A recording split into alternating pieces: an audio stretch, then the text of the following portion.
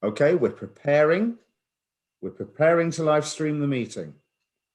So we're starting at 18:10. And yeah, looks like we are up and ready. And now I just need to turn that noise off. And hi, my name's Dee. Welcome to Untitled Tarot, and welcome to the normal technical chaos that we have at the first few minutes of any live stream. I'm grateful to see that I am frequently not the only one a little overwhelmed by how many places you put in links and everything. I have with me astrologer David Fischer. Oh, no, I should use this hand, shouldn't I?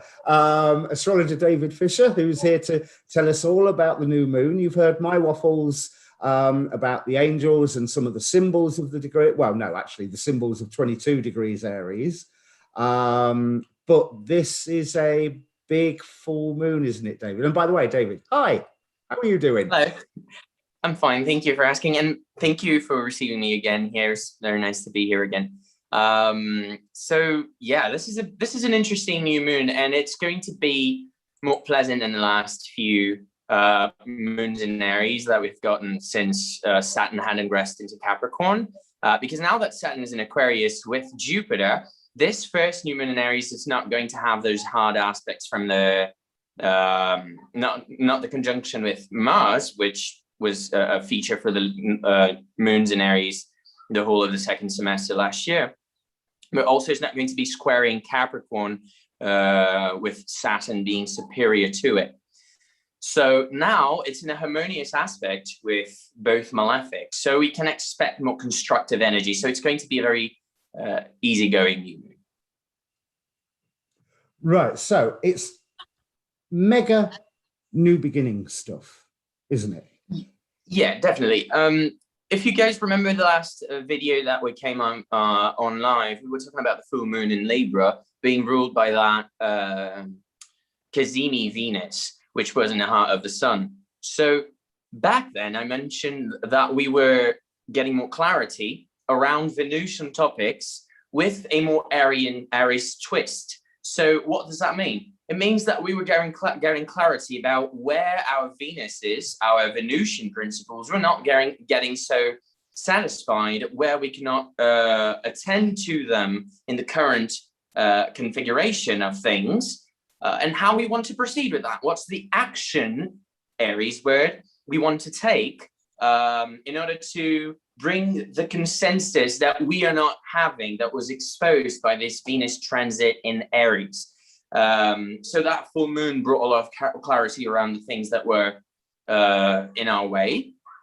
And now with this new moon in Aries, we actually have a new platform from which to launch ourselves in other terms. We have all of these planets in Aries saying that they want to act, and all of the malefics and Jupiter in these air signs, one in one side of Aries, the other in the other side, they are all communicating well with that stellium in Aries, which is how we call a lot of planets together. Yeah, because isn't there Gregory Scott was on about a grand trine, and I haven't had a chance to really dig into the chart and have a look. Yeah, I don't know if there's anything in Libra right now, but in the full moon in Libra, you had Mars in Gemini, and you had Saturn in Aquarius with Jupiter. So it was a lot of air energy. But now you got a trine between Mars and Jupiter still applying in this new moon. And they're all by the last decan of their respective signs and their masculine signs. So we are talking about a kind of final lap, let's say, of a few actions that we have to take to move forward, to kind of sprint forward. But it's not a sprint per se. It's like we decide what velocity we are going to go with, and we start applying the necessary amount of pressure to get moving. I'm not going to say it's going to be like a sprint forward necessarily, because Saturn is involved with it. So it has to have this caution quality to it. But well, if you've done your Saturnian homework for the past few months, this should be very well structured for you by now, so you could take safe steps forward. So the final lap is to do with the planning and setting that first step forward. Is there any final lapness about the instigations and inspirations for the new path?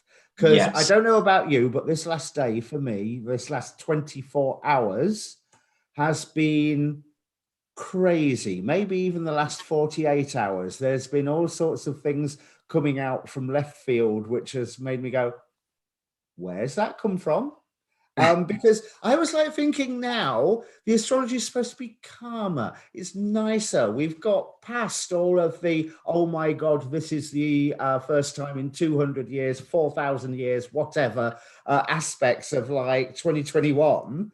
And these cycles are supposedly starting to be underway now. But this last 2 days has been weirder than half of last year.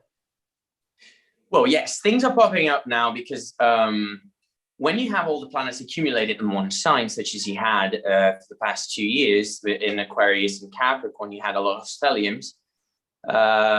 You can't even think about the things that are happening in those signs properly, because all the planets, they're getting new rules from Saturn himself. They're getting acquainted with a new scenario in those signs, and now they're moving forward.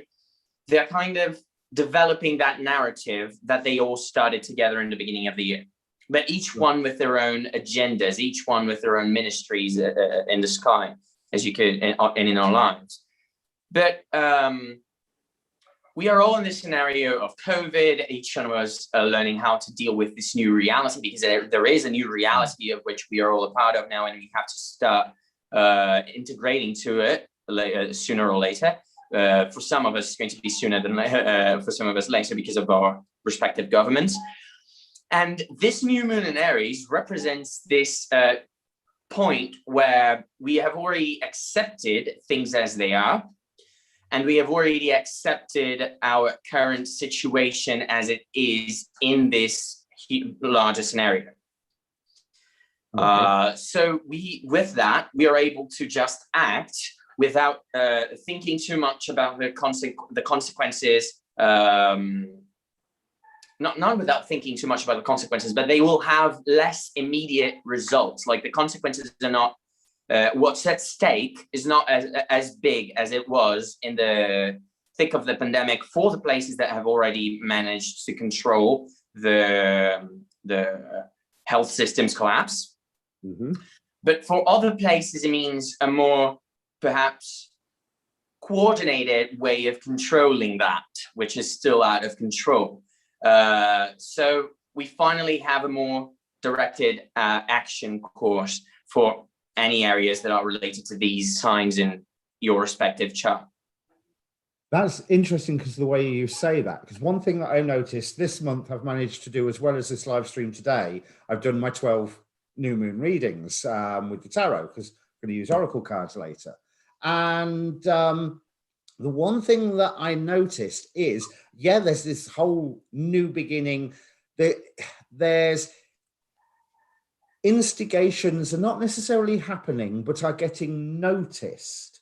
So it's almost like ongoing instigations, and that numerous of the signs are going, right, this is the detail I am focusing on, and this is the detail where I'm moving forward. And there was, to be quite honest, there was a lot of, how can I put it? There was a lot of confrontation energy, but not big, large scale confrontation energy. If last year, before the murder of George Floyd, I'd done these readings and I thought I was telling everybody to rebel against the lockdown, which was the last thing I wanted to be saying. But with everything that happened subsequently, I was like, oh, okay, so that was what the readings were about. This time, it's less all-encompassing, you know, like some major event that's taking over all signs, i.e.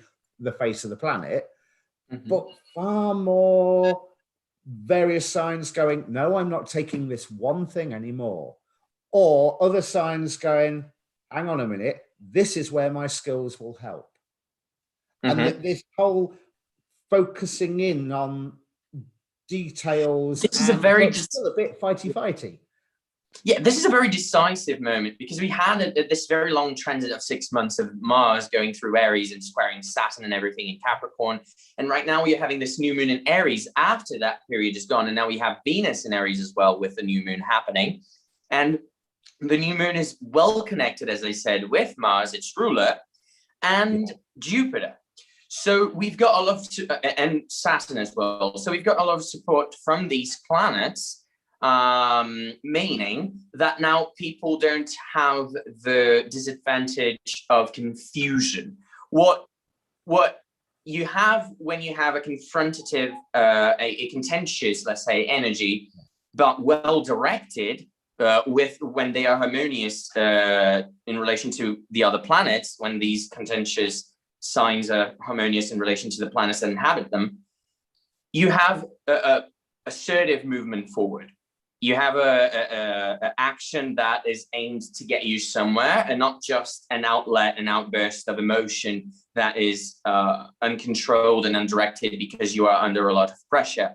Surely, in some people's lives that haven't been paying attention to these areas, this will signify that you will have a lot of stimulus, and if you are not careful enough, you might outdo it. You might outdo it. You might outburn yourself. Put too much effort, put too much pressure, spend too much. There is a quality here of overdoing that might come up if you don't deal well with these areas that are being activated in your chart already. But if you have a good relationship with them, they have all to be a good propelling force. Maybe I'm being thick, but I'm loving what you're saying, because it's in line with the tarot readings that I did on Thursday. But where's the Gemini energy in all that? We're talking about the aspect of Mars to the moon and Jupiter to the moon and what have you. But if the moon is being ruled by Mars in Gemini, Gemini has that twin element, that dual element, that either or is it that it's reached to such a point in Gemini that we're now well familiar with the options of you either do this or you don't. You you either put up with it or you fight it or whatever. Yes. Is that where the Gemini energy is resting now? It's like you've seen. Yes, if you talk about Gemini Mars alone, you can talk about problems while taking things at face value. Why? Mars separates, it severs things that are alike. So if someone talks to a Gemini Mars and says, these are the facts, the Gemini Mars is going to say, why are these facts? I want you to prove to me that these are facts. And even if you are trying to prove to me that these are facts, if I'm not agreeing with you, I'm going to say my own facts and I'm going to rub them in your face. So it's things that you can take at face value.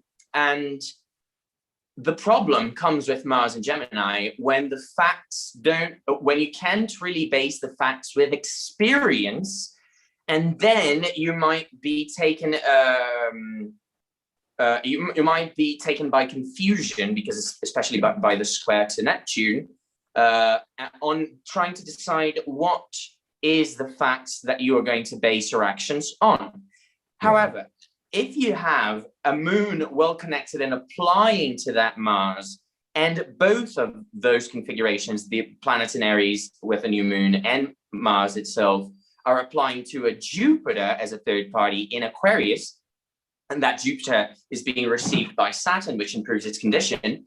If all of that's happening to that new moon, it means that we are really taking action in the passion of the moment. We are not going to stop to think about what the options are, because we know what the options are in front of us already instinctively. The new moon is allowing us to kind of have that connection with our own desires, Venus word, which is configured to that new moon, in a very authentic manner for the first time. And Jupiter allows us to do this in Aquarius, because for the past 2 years, we've been questioning our own beliefs because of everything that's been going on. And now that we are more sure of what we believe in, at least at this point in the storyline, we are going to act on it without having to question it too much. That's what the skies are telling us right now.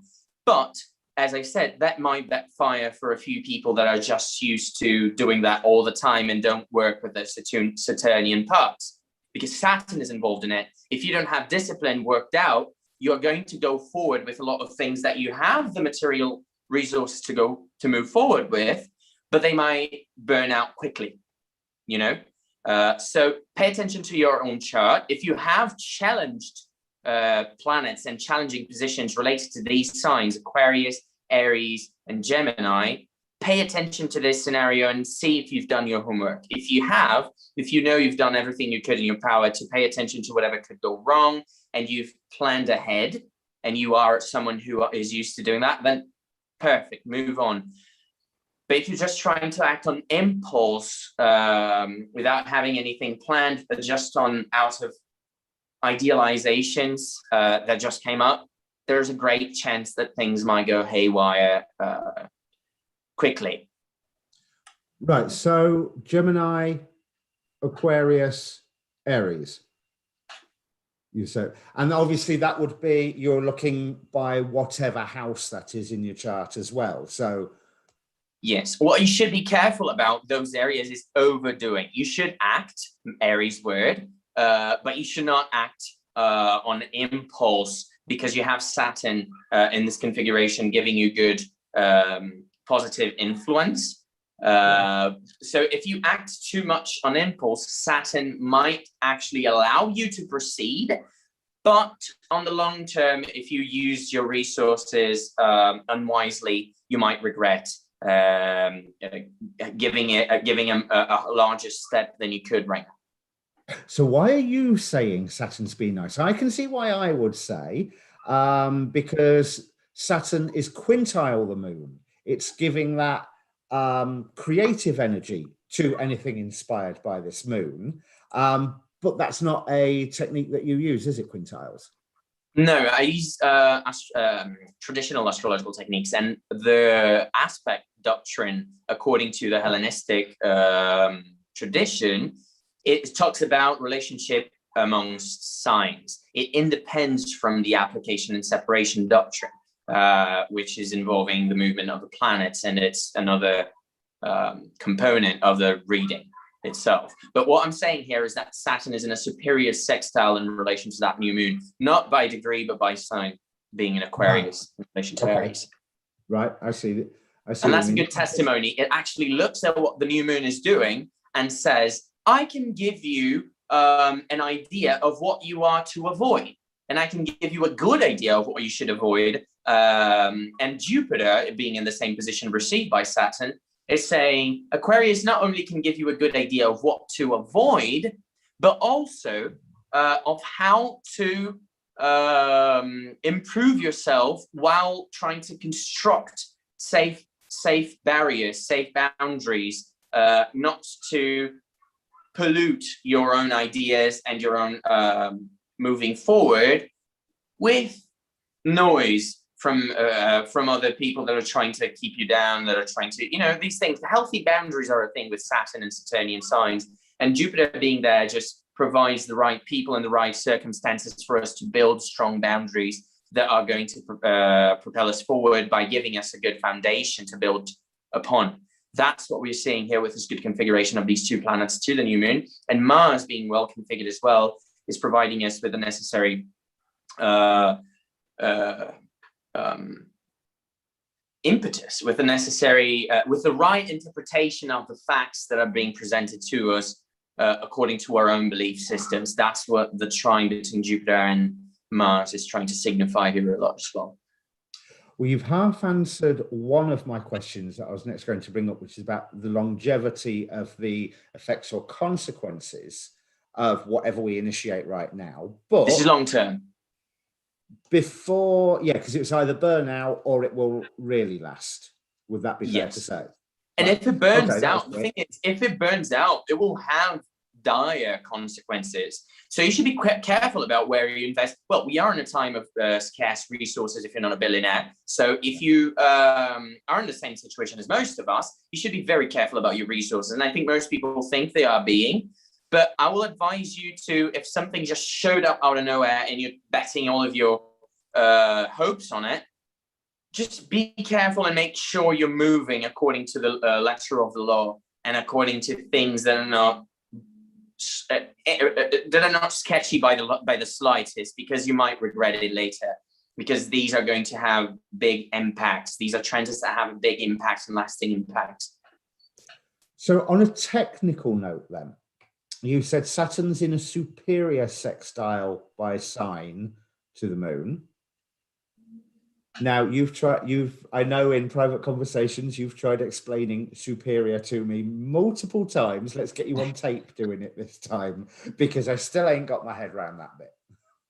Well, it just means that the planet will have more agency within the configuration that you're referring to, because it's in relation to another part of the chart. That's what, when you say something superior or inferior, it's always in relation to another party involved. So in relation to this stellium in Aries, Saturn and Jupiter are in the superior position because they are earlier in order of signs.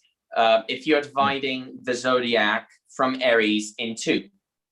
Right, so from Aries to Libra, everything that is between Aries up until you get to Libra is inferior to Aries, because it comes after than Aries and before Libra. Okay. So it's inferior to Aries and superior to Libra.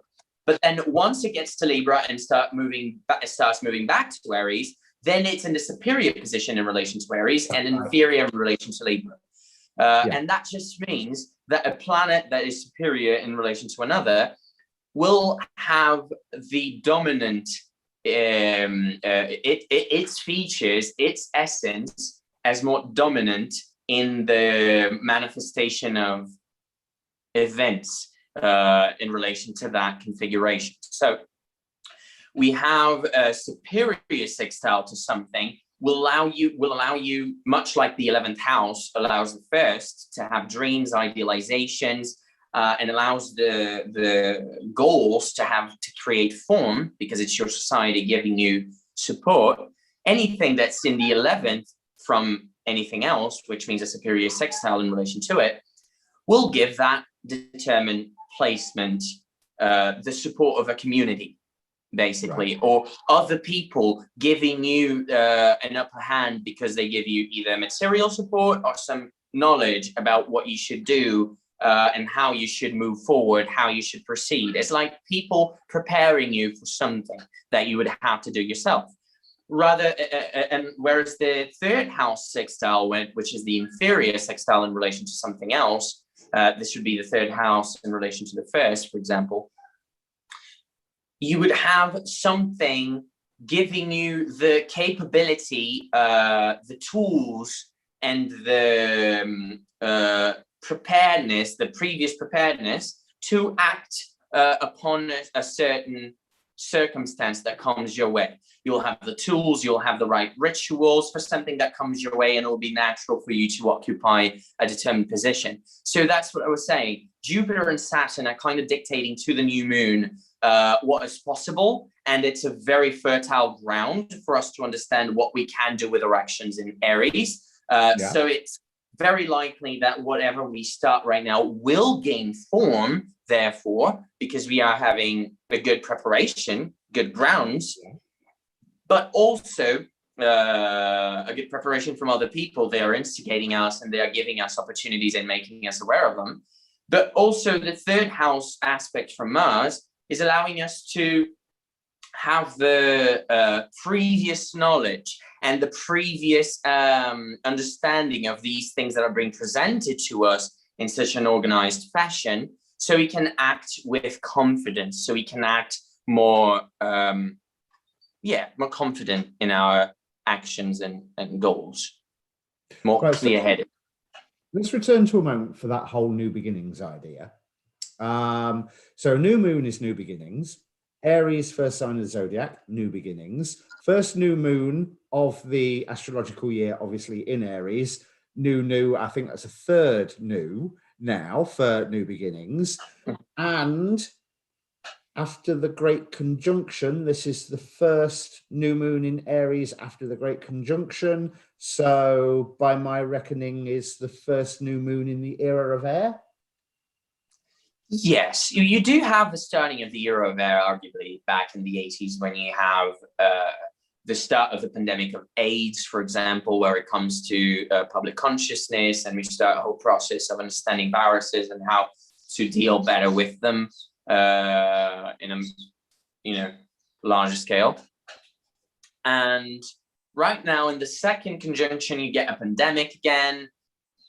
So yeah, I would say it's officially now fully integrating this air ideal of globalization, new kinds of diseases being widespread around the world, not only local to certain populations, and stuff like that is a reality that we are going to have to face during this new air age that's going to grow and grow.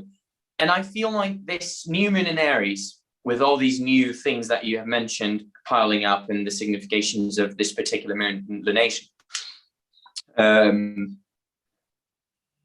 this is the moment of the first time we see ourselves capable of existing in a space that's not just trauma being made all around. We have something to look forward to, and we are acting accordingly now, and we are able to integrate more fully and to be more aware of our reality as it is. In other words, nothing that comes from this point onward is going to be really surprising in relation to everything that has already happened back in 2020 up until now. We are only going to deal with more of the same from now on. Right, because this was also what was leading me to ask about that longevity question, because there's so many different ways that you can look at this. We're like I was saying about the readings, that people are narrowing down onto details and going, this is my fight, this is my task, this is where I'm focusing. But we've got that 200-year period to consider, which is pretty obviously going to be considered on a more mundane level, because none of us are going to be here in 200 years' time, apart from maybe Elon Musk, but that's a completely different discussion for another show. Although I have seen a great meme going around this week pointing out how he is Lex Luthor, and which makes sense. But these things that I was seeing people focusing on, picking up, this is my battle, and what you were saying about fertile ground for choosing these focus points, battles, what have you, indicates that, to me, and you can correct me if I'm wrong, because you know the astrology better than I do, there's a lot that people can start on a personal level that later on can be seen to be contributing to a large worldwide effect. Definitely. This is the moment for that, by the way. Yes, absolutely. Because this is Jupiter and Saturn together. If you want to change society, the time to do it is now. Yes, if you want to change society, I would say that the time to start whatever is going to be your contribution to that change is now, because the change itself is going to develop through the next 20 years. Actually, we are going to see this air age taking form on the next 20 years more clearly, with its significations popping up and wherever we're going to develop in those next decades. But for us, in this more mundane present level, yes, this is the start of the next 20 years. So whatever you're doing now, 10 years from now, actually 6 years from now, when Jupiter is in Leo, opposing this Aquarius, and then when it opposes Saturn, I'm not sure if it's going to do that in Virgo or Libra later on, we are going to have the clarity of, it's not 6 years, is it? No, it's 10 years. It's 10 years. It was right. So when in 10 years' time, we see Jupiter going to the opposition of Saturn, we are going to see the where our actions right now that we are planting have taken us. So yeah, do pay attention to this new moon in particular, because it's going to be quite important for the rest of your life, for your future.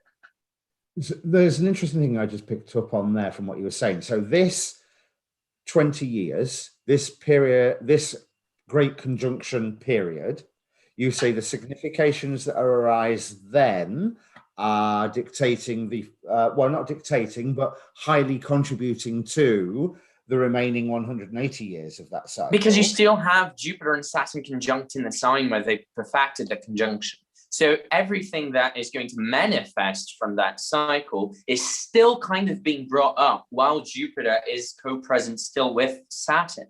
We haven't stopped seeing those significations.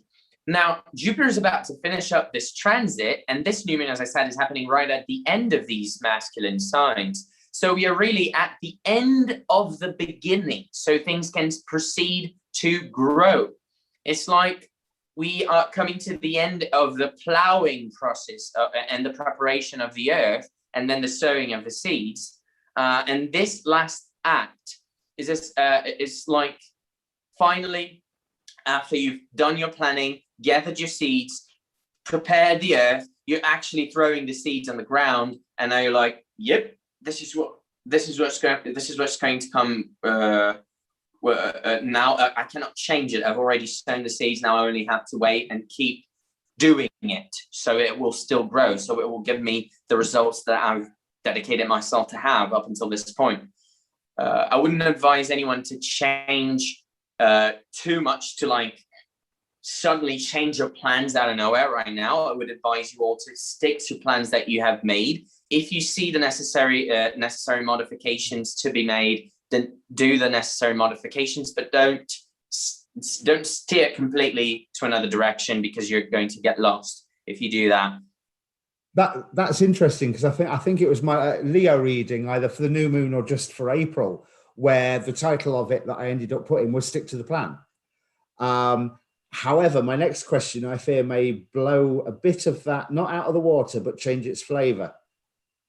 So if that first 20 years is contributing heavily towards the remaining 180 years, how does the fact that this first year of the 20-year conjunction cycle is pretty much dominated by that Saturn-Uranus square? Well, you do have this whole cycle then being having a mark of Uranus-Saturn square. Well, we are starting it with the greatest humanitarian crisis that we've faced in centuries. So it is fitting, it is according to what the skies are saying right now. And the next 200 years, much like the last air age, are going to be of political and social instability, because if you remember well, the last air age 800 years ago is when the current form of capitalism was actually more established. We had the end of feudalism happening in Europe, and the centralization of big cities around castles and fortifications, mercantile activity being more defined, and all of that, and a centralized coin, centralized monetary systems. You started having centralized state, centralized power. The schism with the church happened at that time as well. So right now you can see a lot of ghosts of that time popping up, matters of church intervening with state. How much should a church still be integrated with the state? We've had all these politicians in the last few years claiming to be chosen by God, right?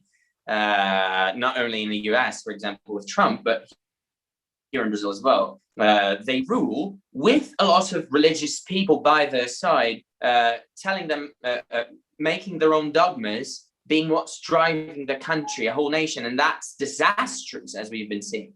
That can lead to despotism, as we have seen, when you mix too much of the state with religion. Not saying that people shouldn't have religion, that's not at all what I'm saying. But we are starting to see themes that really resemble those of the past, and that really are going to resonate with everything else that's going to develop in the following decades. But we cannot really fathom what's going to happen just by looking at this year. We might retroactively, when we are 200 years from now, look back and clearly see how these first events foreshadowed everything that was to follow. But yeah, we can't really say much about it right now, except that it's going to have clearly to do with climate change, which are the things that we are discussing more openly now as urgent. Climate change, reactionaryism, is that a word? Like when you're a reactionary crazy person. So when you have all these crazy elements in the sky, you can expect all this havoc happening in all around for the next decades. Especially with what you were saying about the acceptance or dismissal of facts, and which I would say, does that not also mean that there is the question of what the very definition of what a fact is considered to be is? The dominant culture, generally where you're from, is going to define what is a fact, what's true and what's not. You can take, for example, homophobes and people who are transphobic coming up to you and saying, oh, I'm just stating the fact that sex is real. You cannot discuss that with me. And they state the facts, but they are counting on the larger culturally accepted argument that because sex is real, you cannot redefine what it means to be a man, and you cannot redefine what it means to be a woman, which is completely wrong. So they take facts out of their context and present to you as natural argument because everybody's going to think the same, and they are counting on it because of the dominant culture. So we should pay attention to those things, because polarization is a word for the air ages. People are going to be more sectarian by the this is not a period for smoothing of the worldwide politics system. We are going to see much more schisms being created within already formed political and economic blocks. So I get the impression that you're drawing this from other areas of the chart, but isn't that also an effect of the whole Neptune in Pisces? I'm talking specifically here about the air age, the 200-year cycle, because I'm tying it back to what happened in the last two of those, which were the dismantling of political and economic. Right. So we have all that and Neptune in Pisces at the same time, which... Yes. Yeah. Neptune in Pisces really allows people to have their own ideals about things. And when Neptune gets into Aries, we are going to see that you cannot eat ideals, you cannot breathe ideals, and you cannot harvest ideals.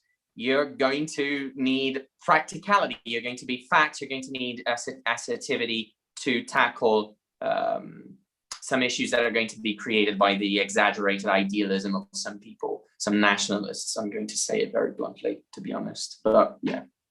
So to conclude, things that we set into motion now, especially if they have been things that we have been working towards and planning and getting all the details together in whichever area of our house it is, according to our decisions, our likes, your chart, Gemini, Aquarius, Aries, areas of your chart, are likely to have a longer lasting effect with or burnout if they're less than prepared. You know, don't change. But if they burn out, their consequences are still going to be here for a long time in your life. Right. Just know that, because everything that's being planted right now is for the long term, whether you want it or not. So be very careful with what you're doing, because it's a fertile energy, but it's masculine. So it's of doing things and going for it. So if you're not careful, you might overdo it. Against a backdrop of increasing sectarianism. Yes. So, ouch. That's... Yeah. So here we are, folks, one step closer to paradise. Yeah. And don't be too afraid. Like, you got to be assertive and you got to do what's best for you. If you can't decide that for yourself, don't expect other people to do that, because they're not. And if they do, Well, you're going to be one of those followers for the rest of your life. You're not going to really be in charge of your life. You're going to let other people decide what you do for yourself. Is there really much? What have we got to look forward to with the coming up full moons, new moons later in the year? I mean, 2 more bits of that Saturn-Uranus square, which I'm feeling really excited about right now. And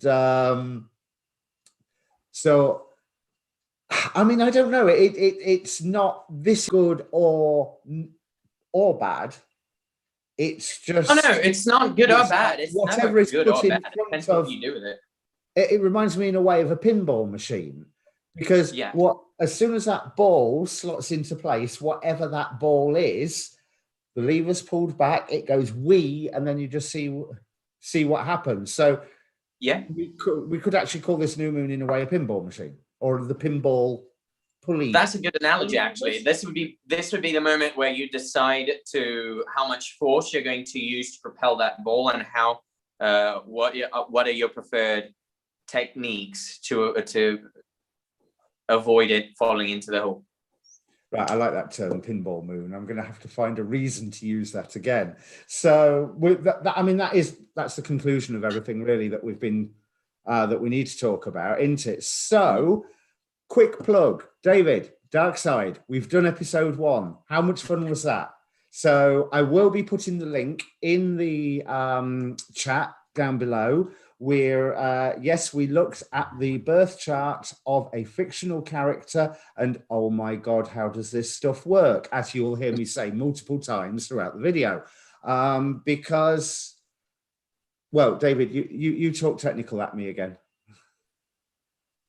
Sorry, you talk technical at me again about because the chart was fantastic. We've got we have yet to film that second episode, but if you haven't seen the first one, please do. It's so weird and so very symbolic, isn't it? I mean, of course. Yes, it is. I mean, when you have an idea that's accepted by a large proportion of people, like a large population, as an ideal, and these characters, they're all idealized versions of things that we face in our lives, given life. Yeah. So they're archetypes, and we can look at the moments where those archetypes were introduced to our societies to understand what was the moment we were living in, or how that character was going to be received or perceived, and all those things. And it has proven, this kind of research has proven to be much more productive than I would have first anticipated going into it. Yeah, because this wasn't what you was expecting at all, was it? No, it wasn't. Especially after the time where you showed me like Superman's chart, which was one of the first charts he showed me. I was really surprised by how quickly I was able to identify Superman's character and how much it actually fit with the story that I was describing before knowing it was a fictional character in the first place. Yeah, it's crazy how this stuff works, which is beautiful. It is absolutely beautiful. So we're definitely going to do a second part of the Dark Side then, yeah. Yes, yeah, we'll get together over the next few days, sometime this week. So hopefully by next weekend, folks, you will see episode 2. And as I said, the link for episode 1 will be down in the description if you're watching this on the record, obviously, because there's nothing there at the moment. So thank you very much, David. Anything you want to add before we get on with the cards? Well, I was just going to add, if you guys want to contact me, just talk to D and he'll be able to give you my info. And also I have an Instagram page called David Fischer Astrology, if you guys want to check that out. So yeah, I'm on there if you want to contact me directly. I'm so sorry. I was so excited with my pinball moon and dark side. I completely forgot that's all right. That bit for you. Thank you very, very much, David. Thank you. So we will be doing, are you coming back for the full moon? Definitely, yeah. We'll be back here in the full moon with more updates on how things are developing. Yes, which will be as cheerful as what you've heard already by the sounds of things, but hopefully there'll be some smatterings of hope amongst all of that. And bear in mind, if you're going to go do something good, it's going to have a good and long-lasting effect. So go out there, folks, and do some good. But not before I do these card readings. So thank you very much for joining us, David. And thank you. I'll see you later, yeah? See you all. See you later. Right, so this time I will actually remember to press the record button so I can make a note of, oh no, hang on. I can make a note of the readings that I do. We'll start, of course, with Aries. So I suppose I need to change my camera.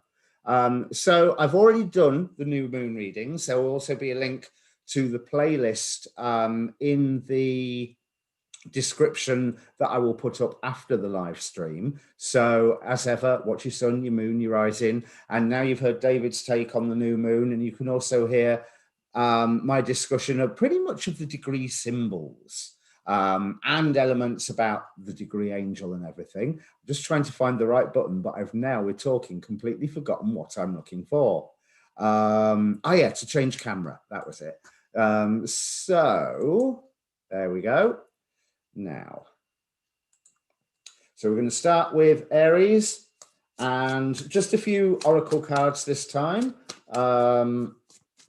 just to get a feel of what this particular lunar cycle. Okay, there we have something, and I'm going to take both and make a note that one was face down and one was face up. Because I've noticed that seems to be a little significant recently.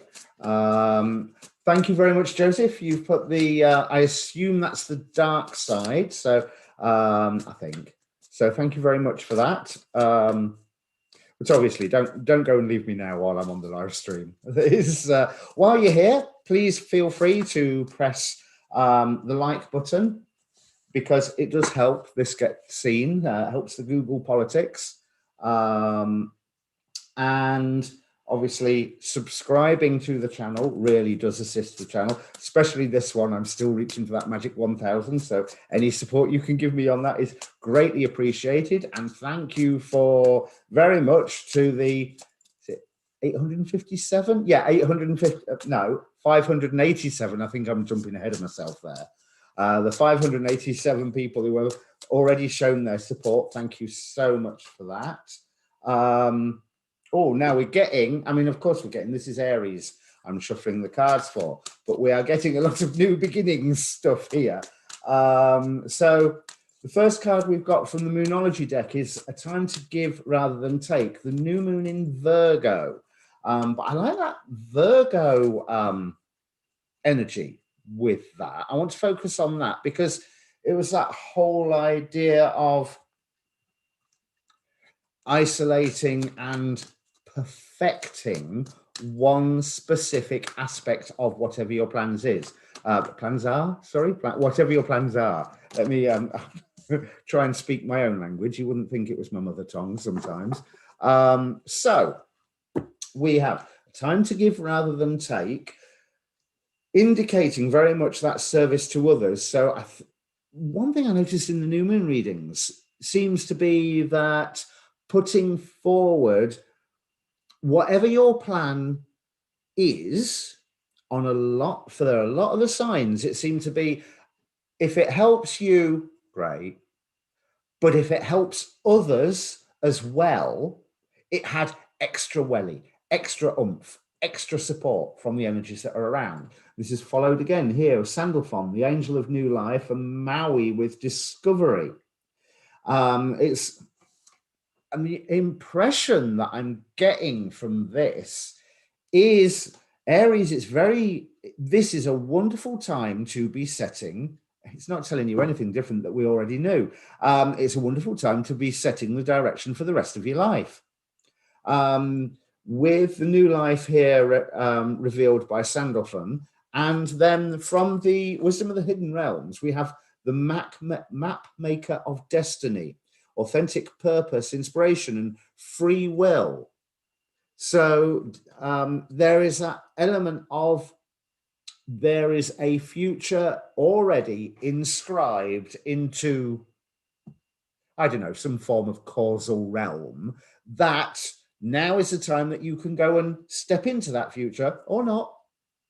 But I would say now's the time to step into that future, because we finish with the Revealing Radiance card from the Gateway Oracle deck. So this whole service to others thing that seems to be going on here, bring the cards down a little so you can see them better.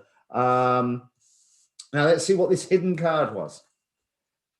It's time to release negativity. So as much as, like I was saying, some of the new moon readings were a bit indicating sort of combative elements, this, your path ahead, Aries, is best illuminated by how you can assist others as well as yourself. Do not neglect yourself here. The focus of a lot of the New Age, self-development, what have you, movement, if you think about it in terms of the law of one and Ra, then a lot of it can sound very, very service to self.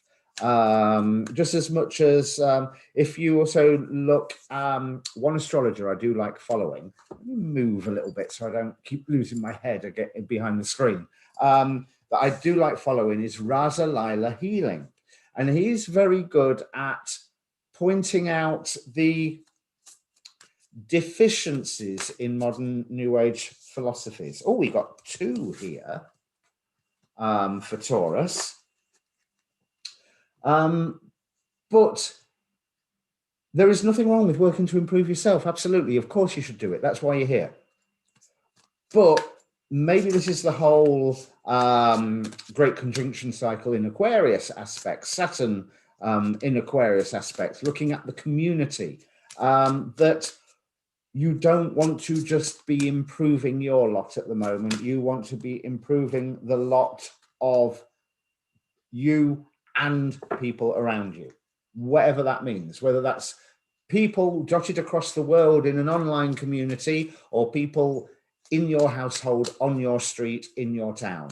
And I think community has been very much redefined over the past 20 or so years, as the internet's got more and more powerful, more and more oomph, definitely over the last 40 years. So there's, it gives an element of so much promise. And I think it's up to all of us to try and make sure that that promise comes real. So Taurus. So my apologies for lecturing you with all my law of oneness. And but Taurus, we have look at the bigger picture. Full moon in Sagittarius. So maybe Sagittarius season is a date that's important for what you're setting into play at the moment. But Taurus, as much as you've got Venus telling you how to assign value to things and you're a fixed sign energy, this is a really interesting one. We have, look at the bigger picture, Raziel, the angel of mysteries, with Zadkiel, the angel of mercy, and then followed by Typhon, or the Typhon, representing anger and rage, immediately followed by the River Queen, all about letting go. So Taurus, I'll come to this last card in a moment. It's taking action. I enthusiastically embrace life's boundless possibilities. But this is indicating that, to me, that whatever you hear, there's going to be more. There is going to be a lot more. So whatever story it is that you are hearing, you are not knowing everything about that story. So I'm not saying do not react, although action is always better than reaction, as we all know. But be careful about your reactions. Be careful about how much you are, and this flies in the face of what I was saying with the new moon readings about everyone focusing in and some of them getting a bit fighty about things and launching into various, whether it's a political campaign or whether it's a personal thing. be careful in how you react to the things that you hear, because you don't quite know what you're going to unleash. Zadkiel, the angel of mercy, is very much a, yeah, okay, you can be forgiven for your past sins. Now then, come here and let's have a look at all these past sins before we get round to forgiving you for them. So, there's an element of honesty and truth here, and be careful what you wish for here, because looking at the bigger picture, you're trying to understand the whole lot, followed by Raziel, the angel of mysteries, which indicates you're not going to ever see the full biggest picture. You've just got to do your best. But Typhon, followed by the River Queen here, beware of any cause or instigation that immediately makes you flare up. But not just that, instant moment of passion. It's that sort of dull furnace anger that you learn something one day and a week later it is still burning, because this is Typhon. This is one of the giants. This is the scariest of Gaia's children. So Typhon, when directed appropriately, can be highly useful. But that's again why there's that River Queen. What does it say? Flow, letting go, natural movement. Typhon is not natural movement. Typhon is forced. And would you like some more force? So when there's something that brings that anger up, what these cards, I think, are saying is take that anger and find a way to release the anger before you take the action to solve the problem that instigated that anger, if that makes sense. Easier said than done, I know. But that's what that message is there. So good luck with that, Taurus, because it's going to, you can have that flare up or more that dull furnace, but you've got to be able to put that dull furnace to one side when you are trying to solve or correct whatever issue it was that made you angry in the first place. Right, so Gemini, let's have a look what we've got for you. So from the Moonology deck, and I feel like I was going to go silent for a second. So let's fill the dead air with please press like while you're here, and don't forget to subscribe to the channel, and all that good YouTube stuff, because it is appreciated. So Gemini, we start with you are good enough, full moon in Virgo. So especially with what David was saying about the isolating what the facts are, and the fact that how did I just link that full moon in Virgo? And I've just gone isolating what the facts are and making sure, right, how you was reacting, a bit like that Taurus reading that we've just done. The you are good enough says to me, start it now. Whatever it is that you're going, oh, am I good enough for this? Whatever it is, start it now, because that's where you will have, you are going to be receiving guidance on how to proceed forward with it. So start it now. Listen to that guidance. We have Estibus, the angel of divination. Now, do you know, I've had this deck of cards 3 years, I think. I'm glad to hear that, Jacob. So thanks, Taurus on point. Thank you very much for letting me know, Jacob, because it means that I'm not just sat talking to a blank screen and a picture of myself. So thank you very much. But yeah, Estibus, angel of divination. I think this angel comes out rarely. This is maybe the third or fourth time in the entire time that I've had this deck of cards that Estibus has ever come out. So I'm going to read out the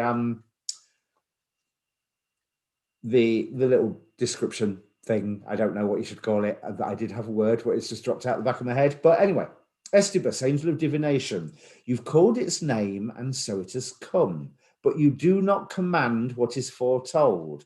Estibus can only be an uncertain ally in these mercurial times. Estibus reveals the ever-shifting rhythm of the skies and beckons us to observe the alignment of the signs. Something is seen in the clouds, in the leaves, in the shadows. Something as glorious as fate. You observe something that could not, must not be real. Curiosity is your call to action. You are compelled to go. So with that, you are good enough. When you find that question that says, okay, there's this issue, there's this problem, but what if? Just think about it for a moment. What if we did whatever? And then the you are good enough card implies that your next natural reaction is, someone should do that. Well, why not you? So Gemini, if I'm going to say anything, why not you? So we next have Shiva with as destroyer. But again, on the back of what we've just been saying, why not you? Get rid of that anxiety, step forward, tackle whatever it is, change whatever it is, act like Shiva, destroy whatever that issue, that problem is. And again, you couldn't make this up, can you? Gemini, you are going to be getting your guidance, full stop. Because, hey, Carlos, you are going to be getting your guidance, full stop. Because as well as Estibus, angel of divination, we have the spirit whisperer, divine guidance and higher knowing. I think this might be your month, Gemini, for, when you have those moments when there are 20-foot tall burning letters in the sky spelling something out, and the immediate reaction is, how did I not see that anyway? So the whatever they are spelling out is spelling out something that should have been so obvious to you. Yeah, it's going to be one of those months. Possibly in a good way, opening to love. So remember what I was saying in the first part about all the service to self, service to others stuff. The thing is, you want that service to others vibe going on. But I'm really tempted to say that you want both vibes going on, which I think a lot of the New Agers and Laura 1 people would be going, no, you want service to others, but you serve others by also, if you are trying to create something, you serve others by improving yourself so that you are able to maintain and deliver that's something that you have created. So by improving yourself, service to self, you are able to improve your service to others. But yeah, 12 or 20 foot high letters burning in the sky, giving you your marching orders from spirit, it looks like. So that's going to be fun for you. So next, Cancer. Let's have a look what we've got for Cancer. I actually looked up on Amazon the other day for those automatic shuffling machines, because I thought, when I'm using like 6 decks at a time or what have you, but of course they're just specifically they are specifically playing card size, and most of these oracle cards are quite a bit larger than that. But I so want to one time just do a reading based purely on the pulls from a shuffling machine, where I just press the button and that's as much in, and just see how that would change things. We could maybe get the reading infected by that AI presence that Corey Good, who I don't put a lot of stock in, talks about, or it's the same as table wrapping or EVP, where you are opening it up to unseen entities. So it does not necessarily mean spirit. So yeah, the more I think about that, the more I think that's probably not a good idea. But it's the experimenter in me wants to give that a go sometime. And I immediately pull Anubis with protection. So I think that's me told. So Cancer. Now this is a Ooh, now this is an interesting one. And we've got nothing will come of this situation with void, of course, moon, followed by Duma, the angel of dreams, Anubis with protection, the dream walker. I'm getting a distinct vibe between the Angel Arium Oracle and the Wisdom of the Hidden Realms. These two are really getting on. I'm going to have to use them together in readings more often because they are really backing one another up. Right, let's see what we got. So embracing the future.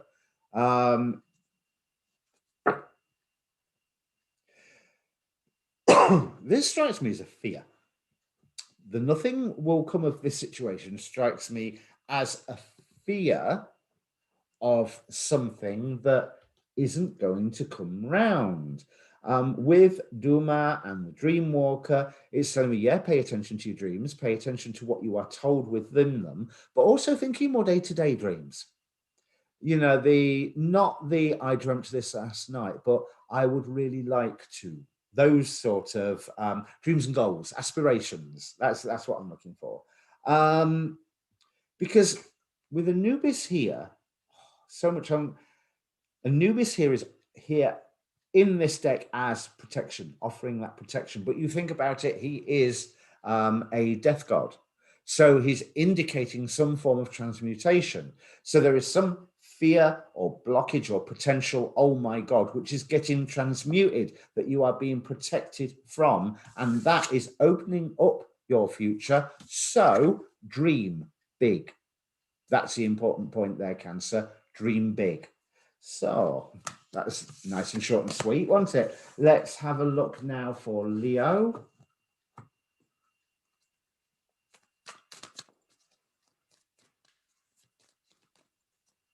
Okay, that one. That one. I get tingly fingers. I'm going to put both of them. Leo, your hard work is paying off and a personal issue reaches resolution. Let's see if we can get more. Okay, you want to come out. See if we can get more context. Gevura, left hand of the tree of life, the Sephiroth of judgment. If I remember correctly, Gevura is the one that separates. Typhons come back again. Now, what's just popped into my head there somewhere is something that you've been working towards. It may get cut off or may appear like it gets cut off. But make sure your anger about that goes to the right place. So remember what I was saying to whoever it was earlier about the bigger picture. Make sure the anger about this goes to the right place. So we have the Fire Prince next with optimism and aggression. There's something that you are being encouraged to chase here. Some goal that you are being said, yeah, okay, you're angry that that hasn't come around or that needs doing or what have you. Go on then. You chase after that. You make sure that it happens. That's the feeling that I can get from this. But that also, you know what David was saying about do not change course, stick to the plan. And as I said, one of your readings this month, either new moon or monthlies, was stick to the plan. Hi, Danielle. Then, I mean, look at this in the very last card here, giving birth. There is something that appears like it gets cut off. You will be angry about it. That's fine, as long as it's controlled, you know, as long as you keep a lid on the reactions and use them, because that Fire Prince is telling me, right, well, if I can't go that way because my efforts here have been blocked, then I'm going to go that way because it gets me to the same place and ain't nobody stopping me from going this way. And that actually feels pretty much like a, oh, how can I put it? You know, the idea of when a cat is batting a mouse around, but it's spirit going, yeah, you're doing the right thing, but not that way. not that way. Come on your way. There's the way you go. And it feels like that sort of influence around you.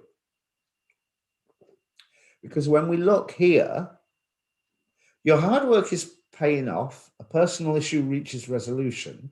This is something that you've been working towards that gets slammed down. You get angry about it and go, okay, well, if I'm not doing it that way, I'm doing it this way. And that is where the new beginning is. So you can expect one block in whatever your big Uber plan is. One block. But because you encounter that block, the new route that you choose looks successful. So Virgo, who's already made a cameo appearance several times with that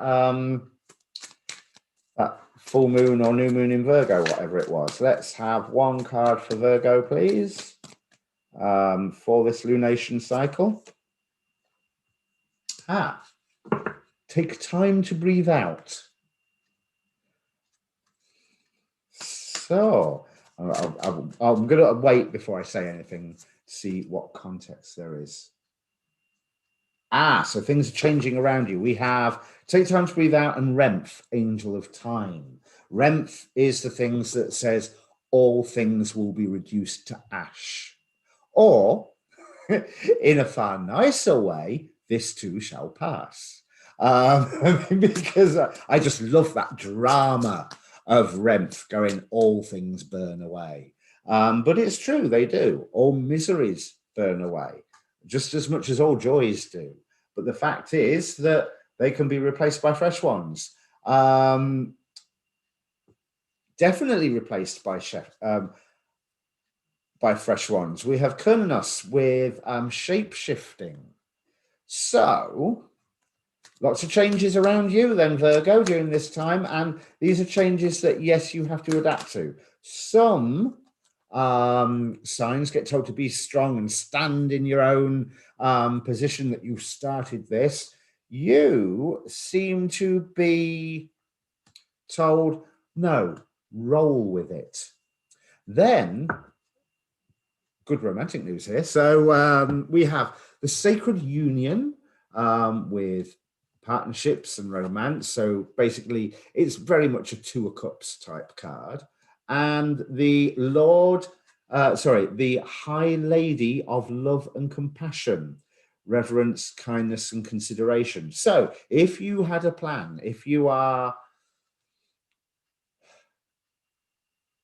annoyed with something that needs changing, or that there is there's something that you are aiming to be changing,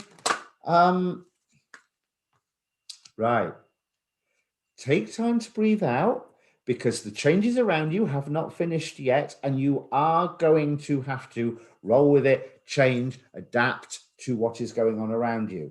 So this is not a choosing a completely new thing, put in reference of what David was saying about the new moon earlier. This is still sticking to the plan, but realizing, hang on a minute, my plan was as a toy in Toyland. I thought I was going through Legoland, and therefore I need to work by Lego rules. But all of a sudden, I'm in the region of stickle bricks.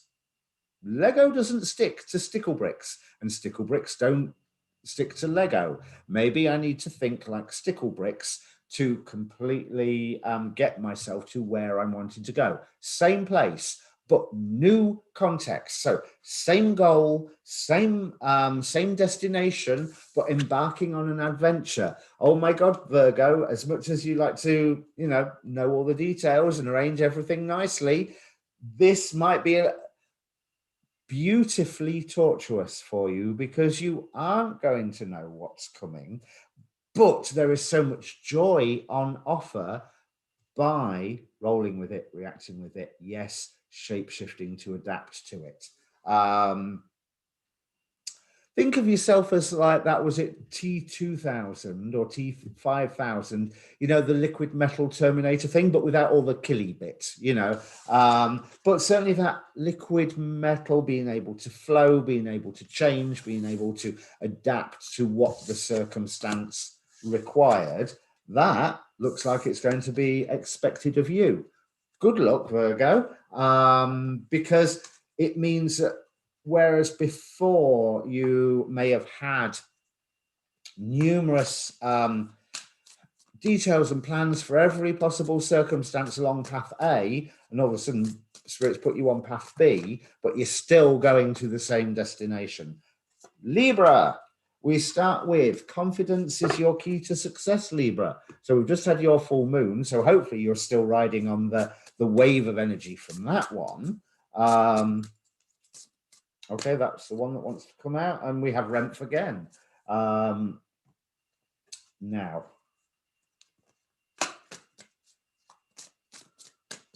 right, so I'm immediately thinking from this that accessing your confidence of how you were going to proceed forward, you are finding that the world has shifted. So yes, the world, we have Apollo with inquiry here. The world has shifted something. I'm getting the distinct feeling that whatever it is that you were planning to go ahead for, it's actually not going to be as difficult as what you thought it was. So it's like you've built up this confidence.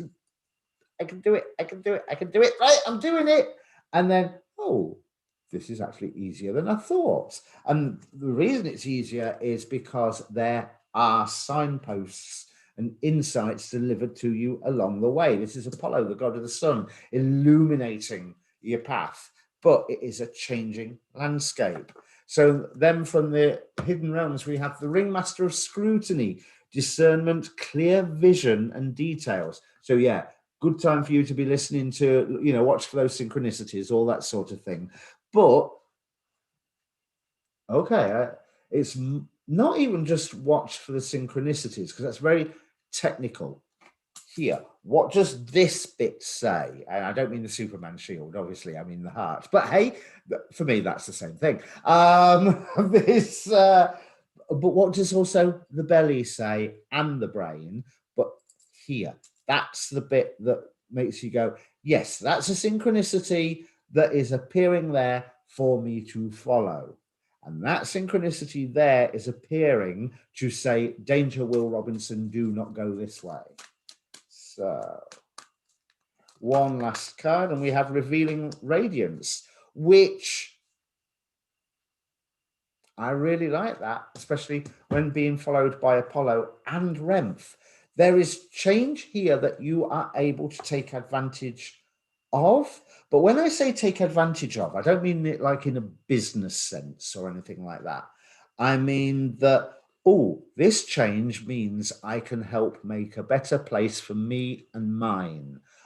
Whether mine is my family, my town, my world. Again, going into that aspect of community. But there is beauty coming in here, Libra. It looks like there's stuff that will be revealed for you. Remph burns things away. And then when something is burnt away, you see whatever was behind it. So there's with Apollo and Revealing Radiance, and the word revealing, you know, there's that act of revelation where you get to examine things in so much more detail, as long as you believe that you can and have the authority to, which of course you do, Libra. You are the balance when all's said and done. That is your job, to be able to go, that's good, that's bad, that's positive, and that's negative. And I mean that not in terms of good and bad, because we need both, because I don't want it to be too heavy on one side. You know, think less positive, negative in moral judgments and more in terms of electrical charge. Scorpio, let's see what we've got here for you, Scorpio.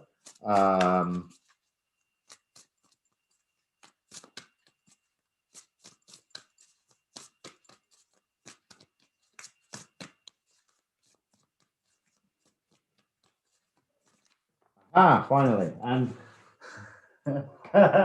so this really is a call to toss things away, because the card that just went flying like that, Scorpio, is don't let your past hold you back. So that's not telling us much about the future, but there's that open new beginning energy that we've talked about. Gabriel, angel of heralds, Phanuel, angel of truth, and Raziel, angel of mysteries. Right, so there's stuff that you are going to be learning here. Understandings of things past, but that also opens up sort of, well, where on earth is that going to lead from here? Well, we don't know, but it's certainly going to lead somewhere. That's what Gabriel's saying. It's not just that it is a thing that leads somewhere, rather than, oh, look, that chair's brown. Okay, let's go into the next room. It's like, okay, I can't read what that signpost says, but it's definitely pointing at something. Let's go and have a look. We have Aries with war. So that Martian energy. Let's see who comes out with Aries before I say that you're going to be going all combative against somebody. So the altar priestess, preparation, prayer, and sacred ritual with the High Lady of Love and Compassion again. So it's almost like fight for your passions. Fight for how you want it to be. Because that Phanuel with truth, I'm seeing, probably doesn't help that it's quite dimly lit in here and I'm a bit colorblind, but that color and that color look incredibly similar to me, giving a harmony between the two cards, between Phanuel, angel of truth, and don't let your past hold you back. There's revelation going on here. Okay. Yeah, it never ceases to amaze me, this, like my constant refrain on the Dark Side videos of how does this work? So what was I just saying about all these cards of, understanding to things past, which open up awareness of paths into the future, like, oh, my father did this 30 years ago, so that's how we've ended up here. But now that I know this, it changes how I'm going to go forward. And now that everybody knows this, it changes how everybody's going to react. So there's that revelation. Healing the past. So it looks like you might be tempted into reacting against what you learn, but Raziel's presence here is saying, no, you still don't know everything. Just look at the signposts, look where it can lead, and there you're going to find your answers. Go forward with a passion of making things right, with preparation, and that heals the past. It sets it straight. So, Scorpio, looks like in a way you're looking backwards, but it's more a case of one eye backwards, one eye forward, because one eye backwards to work out how you got here, and one eye forward to keep a notice on how the future changes because of the revelations that you have found. So let's now have a look for Sagittarius. Okay, so we've got a couple of cards here. Confidence is key to your success again. You are close to achieving your goal. Oh, Sagittarius, you have to see your new moon reading, because you get to be very, very, very Sagittarius in it. You get to be, you know how a lot of people will talk about the archetype or even stereotype of Sagittarius being the guru, the know-it-all, the knowing the one thing, whereas Gemini, its opposition, is wanting to know the many things. And Sagittarius, I know there was a joke from my misspent role-playing childhood where I was well, a geek, like I've changed, I'm still a geek, but all of the adherents of, I think it was AD&D Oriental Adventures, all the different adherents of the way and the path. Now, every single one of them, the way and the path was a completely different way and path as it was to the next one, but they were all adherents of the way and the path. And there's, that's what the new moon reading was very much talking about, is that you get to express about your way in the path. Now, this is looking good here. So we've got confidence is the key to your success. So speak out. You're very close to achieving your goal. Give us moon, which is suggesting not just speak out, but you are getting the correct platform. You just need to think about it a little more. Your dreams need a practical plan. Now, the Altar Priestess again has come out. So, yeah, so there's all this stuff about planning here, because the Altar Priestess is about preparation and prayer and sacred ritual. Looking at your path that you have planned. So again, we're going to stick with the astrological interpretation of this new moon of don't do a new plan, continue, or now is the time to start the plan that you've already been building, or continue on the path that you are on, but start the next stage of it. But you've got to do some planning, Sagittarius. You've got to do some thinking and planning and working out. And because Nuada with perfection, he had to remake himself to achieve his kinghood. That's why he has the silver hand. Hearing messages from spirit. I am a clear channel for messages from spirit. So I think where there's areas that your plan may be lacking, to be blunt, it will get pointed out to you. You will be able to see. So it may well be that here there may be something that arrives in the shape of harsh criticism, but that harsh criticism, and I'm getting that from Nuada and from Fanuel, but that harsh criticism opens many, many doors, creates connections to you. We've got the green man here who lives in all of wildlife, representing abundance. So there's that Empress energy, but he also reminds me of the Swamp Thing, who connects to all of the green and therefore has ears in every blade of grass and every petal in the world. So there's that, whatever you are trying to push forward into the world is being informed, but quite possibly informed firstly by a little bit of harsh criticism. And that's why that confidence is needed.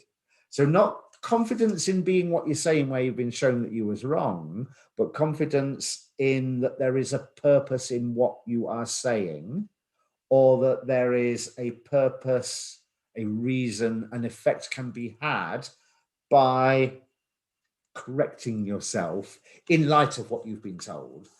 And then do not let this, whatever this criticism is, don't let it knock your confidence. It's there as a gift, not a curse. So Capricorn, let's, hey Anavala, how are you doing? Let's have a look for Capricorn. We have, that's positive. How many cards have we got here? I think I'm just going to take the top one, but I want to take this face down one, since those are two piles. So we have expect powerful change, and hidden is the energy is gaining momentum. So that is something that you've set into being already, Capricorn. Well, let's face it, you had all the major, all the outer planets, well, not all, but you know, the giants in your sign all last year. You set the stage for the Great Conjunction. So, and you've still got Pluto there. Expect powerful change. The energy is gaining momentum. I think that there's things that you have been trying to set into motion.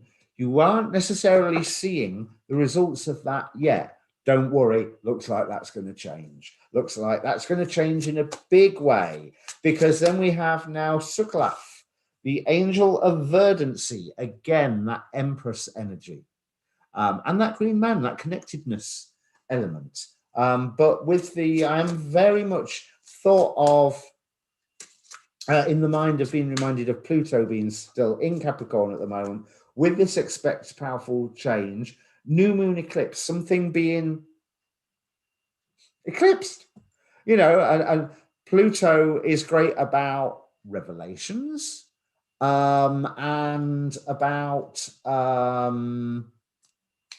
endings. So we have Osiris with renewal, new life being.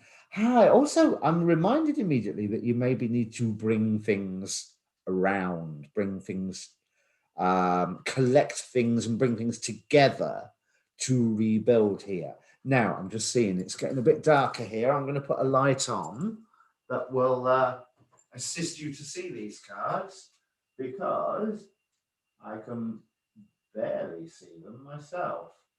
Let's go for the manila light. Sorry about that. Yeah, oh God, that looks better, doesn't it?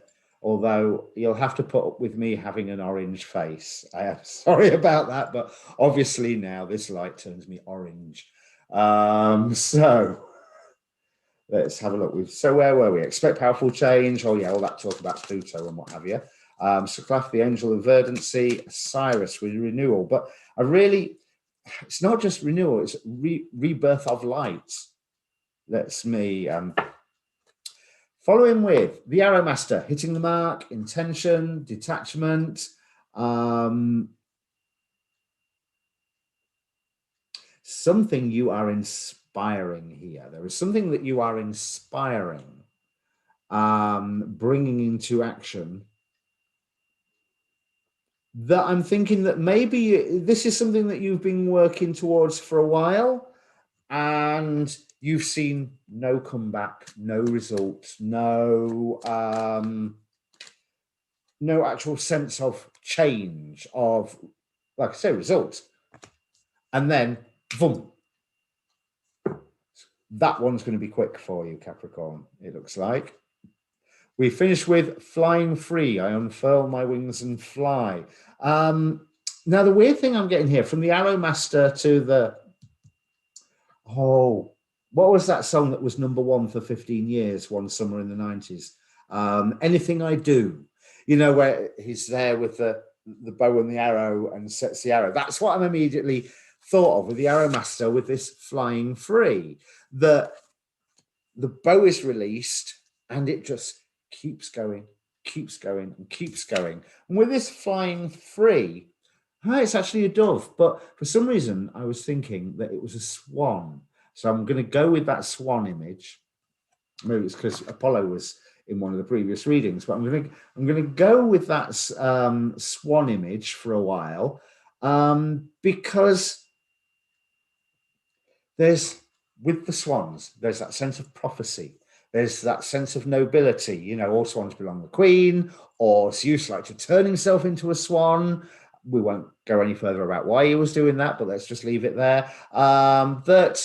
Wasn't Apollo born by Zeus pursuing Leda in the form of a swan? And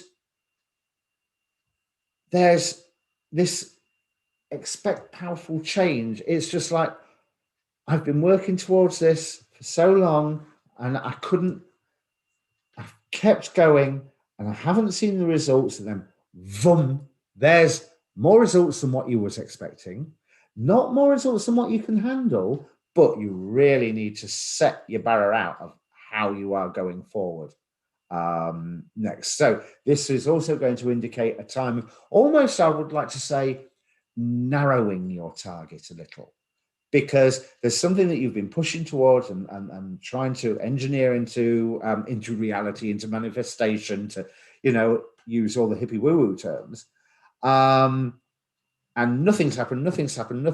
Oh my God, this is more than what I was expecting. And then there's you're being called to narrow your focus. Oh.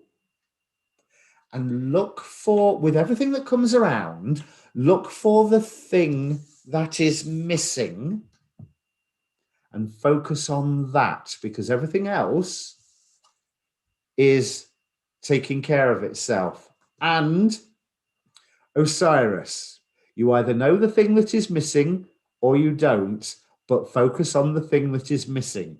And that is how to proceed forward. And I'm not going to go any further with that. Go and read the legends. It is YouTube. I am a family channel. But yes, you know what I'm talking about there. So moving on, before I make some ridiculously crude comment, moving on, Aquarius, let's see what we've got for you. So, okay, a win-win outcome is forecast, and what do you need to release? Oh, Aquarius, you had such a rough year last year. And this last, it was either the new moon reading or the monthly reading, was showing things coming up again, but it was new things that were coming up, although you could recognize a lot of the shapes. It was like, yeah, I had sorted this issue out with person X, and now I've got to sort the same issue out with person Y, or there's harmonies between what you were facing last year and what you're facing this month. However, this month it's going to work better for you. And it's also, I feel like those harmonies, they're like the last gasp of problems. So be true to yourself. Keter, the crown spirituality, the top Sephiroth, the first emanation, as we descend towards materiality from the void and from God. That whole crown chakra business with Keter of guidance from the divine. And I don't just mean from spirit guides and guardians and your local nature deity or fairy or aliens or what have you. No, God, with big capital letters all the way through. And I want both of these. I don't know why. So Orion and Hermes. Okay, that's why I want them. Well, Aquarius, remember your glyph is the glyph of a radio wave. So tune in. Well, you're going to get tuned in by the sound of it. Which also implies to me, so Keter, crown, so crown chakra, where spirit talks to you, where the divine talks to you. And then I was talking about the divine and not your local nature and deity. We have Odin, Sky Father, King of the Gods, here as guidance. Remember the sacrifice that he made of hanging upside down on the world tree. He is the wisdom, well, he is now the wisdom that the Hanged Man card can reveal to you. And there is the revelation of that wisdom with Hermes. And also, when this stuff is coming, it's going to come fast. The Altar Priestess, again, she is very, very busy. You've seen how many of these readings she's popped up in. But what I want to look at here is what I'm led to is that sacred ritual. Because what is a priest or a priestess's job? Yeah, I can't say that. I'm stumbling over my lips. But what is their job? It is to facilitate and manage ritual. And so when you've got all this spiritual communication going on and you've got the heavens not screaming at you, but saying a lot to you and giving you so much information that you need to give yourself a structure. And what do you need to release implies that it's going to be pointed out to you either who you don't need in your life anymore, or what you just need to stop worrying about.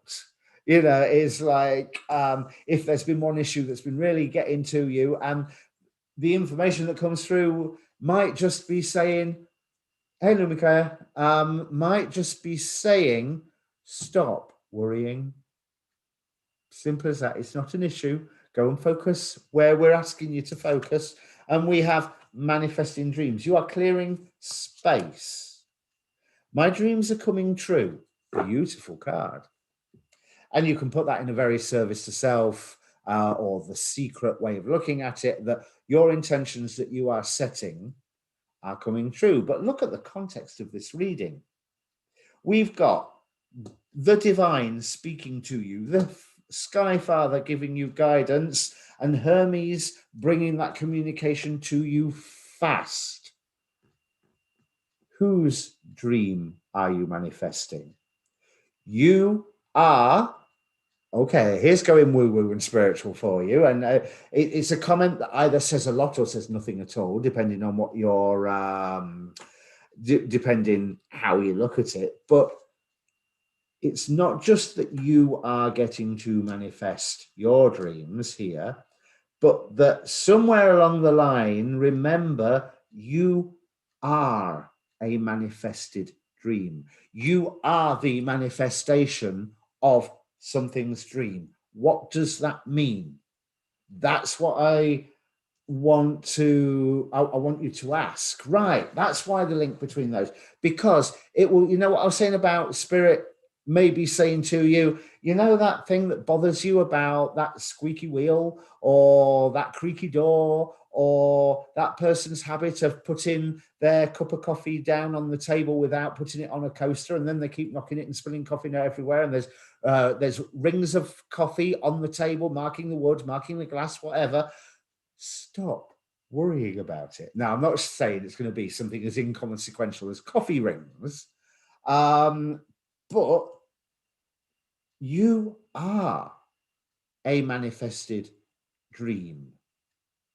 Not just that you need to manifest dreams, but you are a manifested dream. And if you are busy manifesting your dreams, are these not the dreams that are being put there within you by the divine, by Odin, by the wisdom of hanging upside down on the world tree? Because the being stuck on there for 7 or 9 days, I asked in one of my readings, I can't remember whether he was there for 7 or 9 days, and I hadn't had a chance to look it up. But if you hang upside down on a world tree for 7 or 9 days and nights, it obviously puts things into perspective, and certain things are just not so important anymore. And if they're not so important anymore, then they are not going to annoy you anymore, because they just don't matter. That is beautiful, you know, because definitely the world will be, well, not the world, the divine, the spirit, you know. I should have used my angel oracle with all of this. We could have, you know, really put some topping on the pudding. Icing on the cake, that's what I'm looking for. Topping on the pudding, what am I talking about? So last but not least, as ever, Pisces, and being a Pisces sun, I'm well aware of always being last. And that's often the best place to be, because you get to tidy everything up, you get to see all the effects, you get to clear the space for the next pass through. Being last is sometimes very, very important. I don't know why I suddenly said that, but you are very close to achieving your goal. We have the Gibbous Moon card come back out again.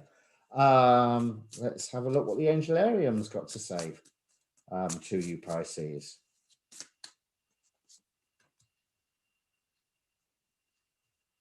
Right. Whatever you're up to, Pisces, just keep doing that. We have Netzah, the right leg of the Tree of Life. Endurance. Netzah is that which... No, Netzah is that which resists. I was going to say that which abides, but it isn't. It's that which resists, isn't it? It's been a long time since I've studied my Kabbalah. So, yeah, the force that resists. I always get really nervous on these live streams. So things that I know before I turn the camera on, the minute I turn the camera on, gone. Absolutely just gone. You know, they say that sort of, if you want to be a vessel for the, yes, we have Lumikaya, we've done Capricorn. Can't remember what it said now, but after this will be staying up, and I will hopefully be putting some timestamps up as well. So where was we? Yeah, they say about becoming an empty vessel. Yeah, no fear of that. I switch the camera on, that flap in the back of my head opens, and half the facts and knowledges and what have you that I'm working with, gone. You know, is, oh, I was thinking of something and it was on the tip of the tongue, and now it's on the tip of that comet's tail over there. And how am I going to get that back? So we have Nuada with perfection. Yeah, what was it I was just saying about? I want both of these. What was it I was just saying about being last is sometimes important, because you get to tidy up, you get to clear up, you get to clear the space, you get to see all the results of the passage through of whatever it was. I mean, I suppose I am relegating Pisces to a certain extent to, you know, chief bottle washer and litter picker upper, but that it's also chief reporter, chief witness. That's the phrase I want to go with. Witness, because we have accepting what is. So let me turn that so the light's not reflecting from here.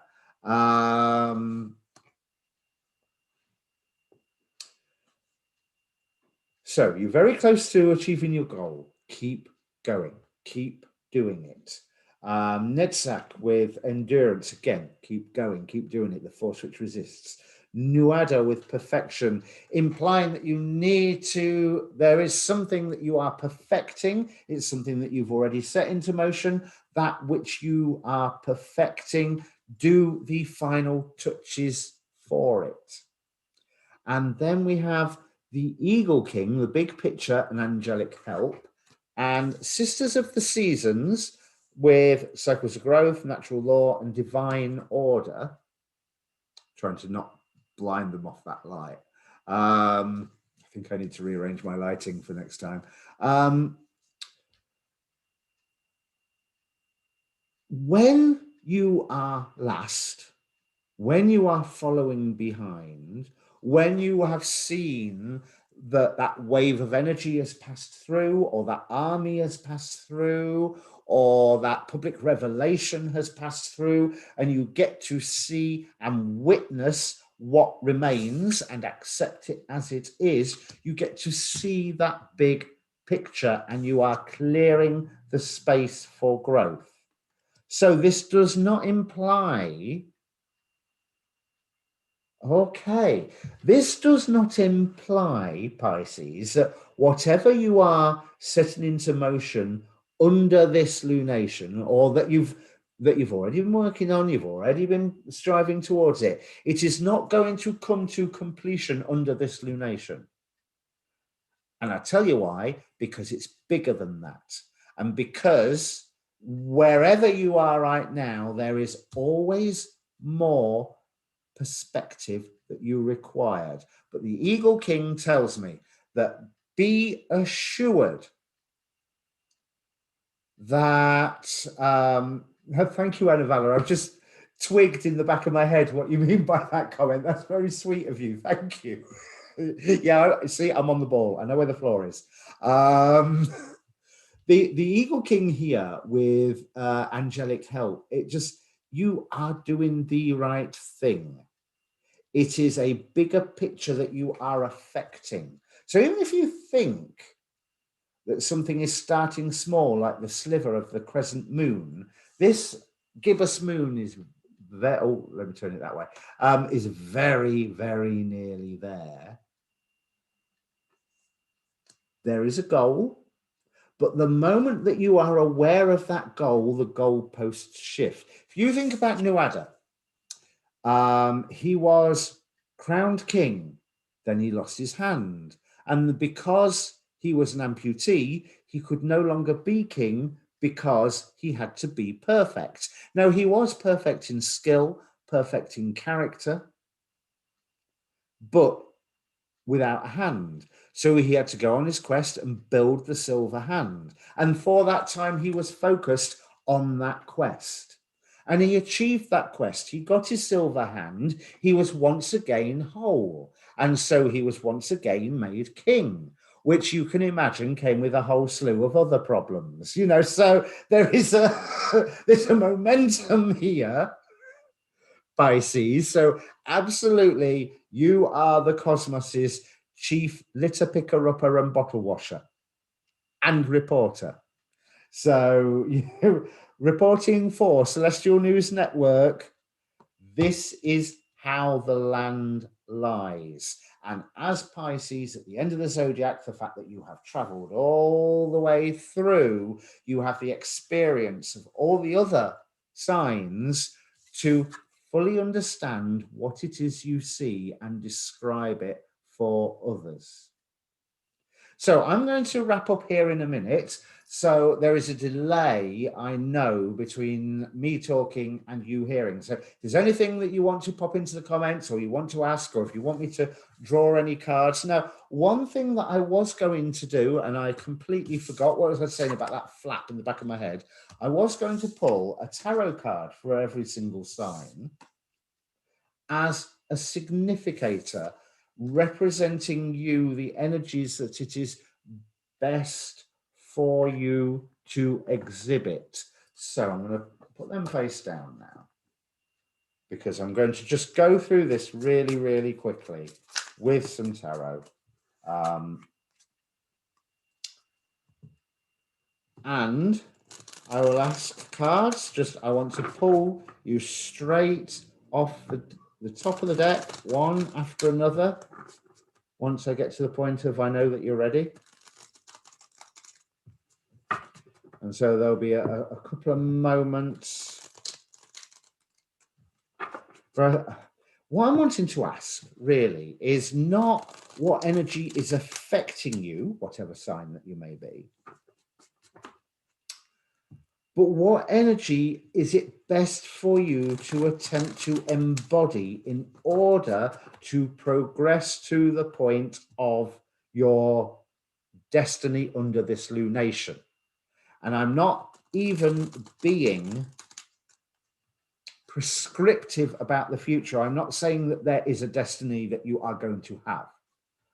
I am saying that there is a destiny that is co-created by you and the divine, and that embodying the energies of this card, whichever card this will be for your sign, is what will take you that step closer to the destiny that you and God between you have decided that you're heading on. And bear in mind that next week, under the illusion of time, you might suddenly decide on a completely different destiny. That's fine.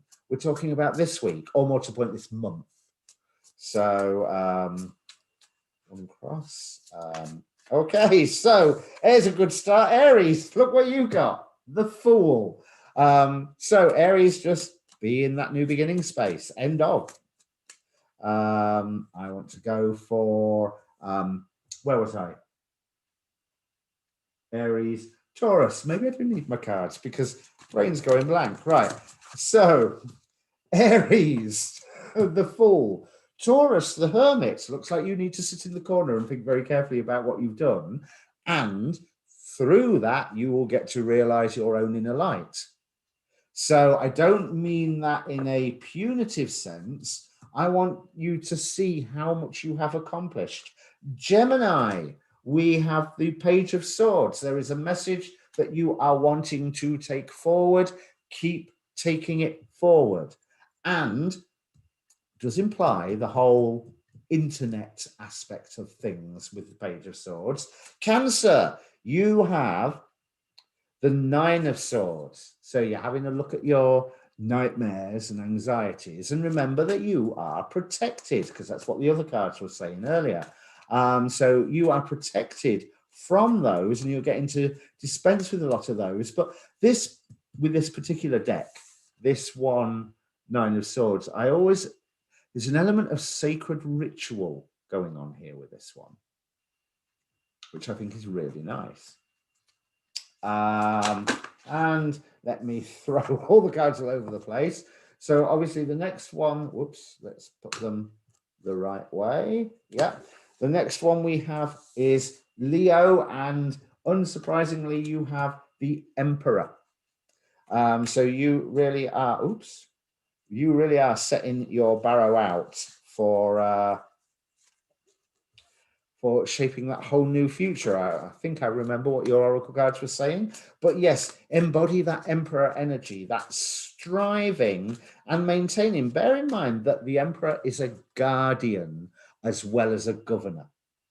So, Virgo, we have Four of Cups. Listen to your guidance. That's pretty much saying exactly the same as what we were talking about in your oracle card reading. Libra, we have the Eight of Swords. Now, I like this.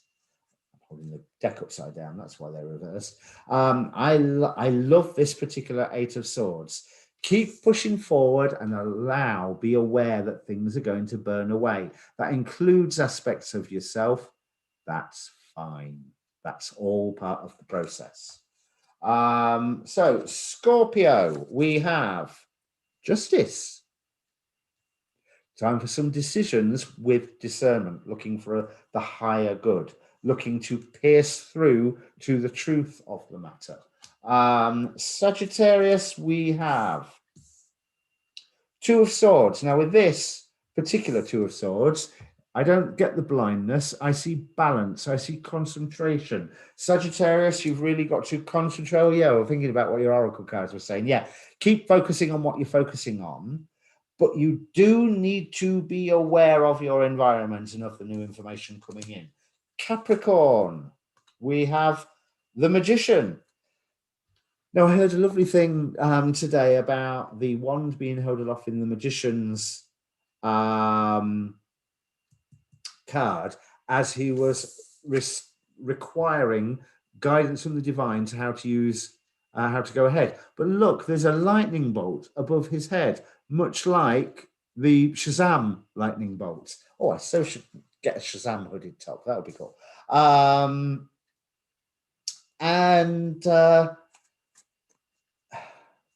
Was it you, Capricorn, that had Zeus and Odin, Odin and Hermes, or was yours the one where I kept talking about Zeus and the swans? I just feel that Capricorn, you are bringing things into being. That is it. This is your time now. Exercise the power, the skills that you have been building. So, Aquarius,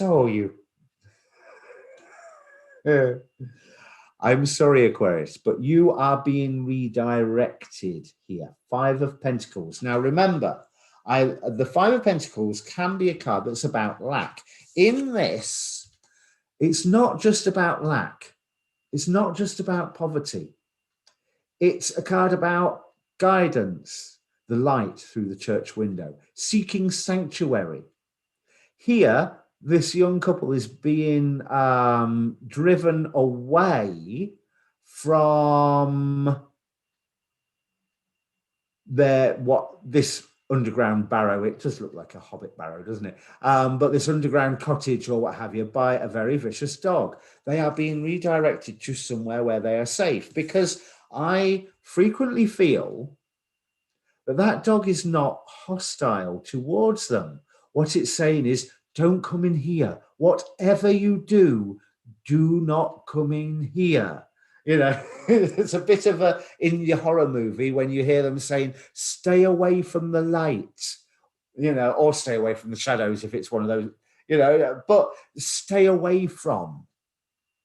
You're being redirected, Aquarius. And so finally, the Pisces, one more time. One of my favorite not my favorite, but one of my favorite cards, the Knight of Wands. You keep surging ahead for Pisces, because let's face it, from your oracle card reading, you're not actually going to get there anytime soon, because as much as you are approaching that finish line, the finish line is receding from you, and that's okay, because that's how it's supposed to be, because that's your job. So Knight of Wands, keep surging ahead. Know why you have the passion for doing what you're doing. So I'm glad that I was able to assist you there, Lumikaya. So hopefully there's once it's processed, this will be back up again in what, 10-15 minutes, I would imagine. And hopefully we'll have time signatures by then. So thank you very much, everybody. As you can see, we'll be doing this again 2 weeks today, so 6 p.m. UK time, to look at the next full moon, Libra, which must be full moon in Virgo. Must be. Yeah, so we'll be here in 2 weeks' time. David will be joining us once again, and thank you very much, folks. Now, whatever you've been planning, whatever you're working on, within the context of the various readings that I've given here today, keep going at it. There's thank you, Jacob. I'm really I'm really pleased that that's worked out for you. It looks like if that's true, you've got a significant time going on. If all of your natal chart is like being screamed at you by, let's face it, the hippie woo-woo that the cards are telling me for me to tell you, because I'm not saying the cards say hippie woo-woo, but by the time it's gone into me and back out of me, it's hippie woo-woo then. But if you have got, or if that is speaking that to you, this is a really big time for you. I'm not saying like this is a destiny time of your life or something like that. I'm saying this is a wonderful opportunity for you to be you at the very best of your ability and have so much fun doing it. So on that note, folks, let's leave on that note. Go out into the world and be you to the best of your ability and enjoy doing it. Cheers.